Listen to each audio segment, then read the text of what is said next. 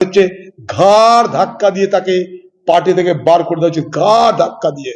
জিন্নার বংশধরের একজন হচ্ছে উজ্জ্বলতম নক্ষত্রের নাম হাকিম সাহেব। এইগুলোকে পার্টি থেকে ঘাড় ধাক্কা দিয়ে এখনই বার করে দেওয়া উচিত, একদম ঘাড় ধাক্কা দিয়ে। খুব ভালো লেগেছে আজকে পুলিশ অফিসার হুমায়ুন কবিরের বক্তব্য। অপূর্ব তিনি কথা বলেছেন যে কোয়ালিটি চাই, কোয়ান্টিটি নয়। এইটাই হওয়া উচিত মুসলমান সমাজের মূল কথা। এরা নিজেদের ছেলে মেয়েদেরকে সব কোটিপতি করবে, শিক্ষিত করবে। ওর নিজে করা ছেলে মেয়ে করেনি কিন্তু বেশি, কারণ ওরা জানে অধিক সংখ্যার ছেলে মেয়ে হলে তাদেরকে বড় করার ঝক্কি আছে। লোককে জ্ঞান দাও, লোককে বলবে তোমরা মাদ্রাসায় যাও, লোককে বলবে কিন্তু নিজের ছেলে মেয়েকে ইংলিশ মিডিয়াম স্কুলে পড়াবে।